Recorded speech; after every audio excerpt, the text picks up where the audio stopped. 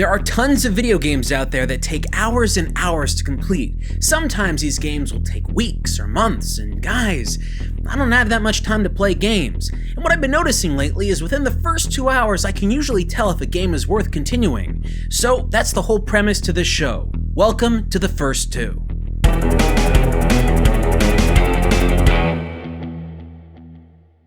Quantum Break. I gotta say that I was pretty excited about this game when I heard that Remedy was gonna be behind it. You know, the guys that made Max Payne, and I'm a huge fan of the Max Payne series. Not really the whole series, mostly 1 and 2, cause 3 is just a drunken episode in Brazil. I really like Remedy and the way that they make games, so it was without any hesitation that I knew I had to play this game. The game starts up with you playing as Jack Joyce, a guy that's been called in by his friend Paul Serene to check out this crazy science experiment that he was doing.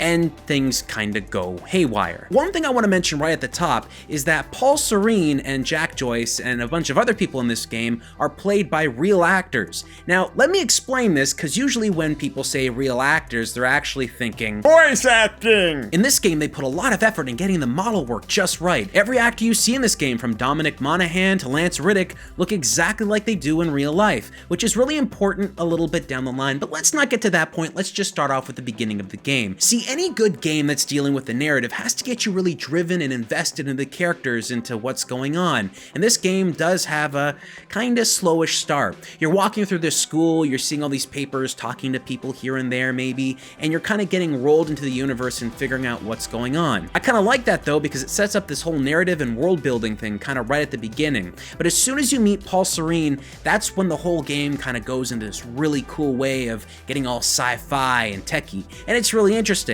Paul is eager to show you this really cool science experiment that he's got going on in the basement of this school building. As soon as you see what his big project is capable of, it's pretty amazing. Now, I don't want to spoil the plot of this game because I think that's kind of mean, but just for people that don't know what they're getting into, think Back to the Future plus Primer plus Max Payne. That's kind of what you've got going on here. There's a sense of loss, a sense of driven accomplishments, there's things you want to do. The game feels and plays a lot like the Max Payne games, but I gotta say, it's not the same kind of gameplay. Where Max Payne used bullet time a heck of a lot, this game used a couple of different kind of time-bending features, like time bubbles, speed jump, and a bunch of other things.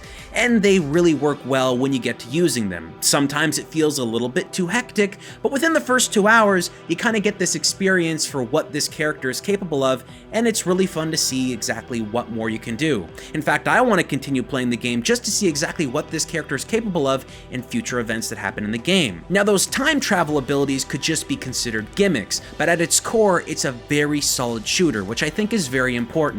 See, when I think Max Payne, sure, I think of bullet time, but the gun combat was really well done all the same. In this game, there's a couple of things to make the gun combat kind of work a little bit better. One thing I've kind of started to dislike about modern shooters is the whole cover mechanic. You know, hide behind this brick wall so that you don't get shot, and that kind of stuff. You always have to walk up to a wall, push a button, dip below it, or whatever the heck, and I just don't like that. The game does a couple of things to kind of alleviate the pressure of hiding behind walls by just automatically kind of doing it for you. When you walk close to something, your character just knows instinctively to duck down, which I really appreciated. Now, all the gun combat stuff I'm talking about happens within the first hour and 30 minutes or so, but it's the last 30 minutes of my 2-hour gameplay where I saw something pretty special.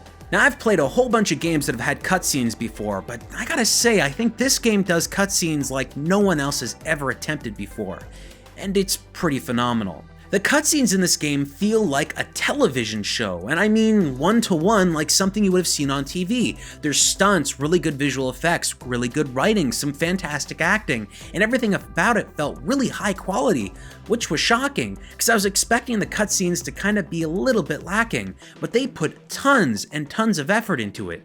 And they did certain things in the cutscenes that are not really normal, things you wouldn't expect to see from games of this nature. See, usually cutscenes in games kind of happen in a very fast-paced way to get you through events so that you can start playing the game again. But these cutscenes don't feel at all the same. They've got tons and tons of time put into them. In fact, I was kind of surprised by just the amount of detail that went into these things. There's this security officer character who has to deal with his wife at one point, and the way he talks to his wife and interacts with her is something that you would see from a really well-written drama.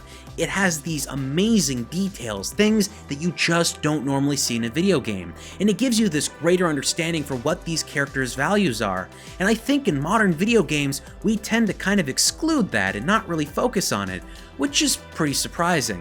And I gotta say, these cutscenes are not in any way a waste of time. They kind of add to the narrative and the structure of everything and really make you feel like you're involved in something a little bit more than a simple bang bang shoot 'em up game. Now this is where my question lies to you as a gamer. Do you care more about a lot of really complex gameplay, or do you care about story structure? See, if you care about the story, the narrative, all that stuff, well, you're probably not gonna like this game because it's a lot more focused on the whole aspect of the universe it's building rather than the actual gameplay itself. But that doesn't mean that the gameplay doesn't have its own redeemable qualities. It's really fun. If you're a big fan of Max Payne, you're absolutely gonna love this game. But a word of warning, if you're gonna play this game for the gameplay alone, you're kind of missing the point. This game is really focused around the whole concept of its story, and that's kind of its whole flow. There's no multiplayer, no time trials, nothing like that, although there are some really cool aspects of the game that kind of change the story as you go along, giving you completely different cutscenes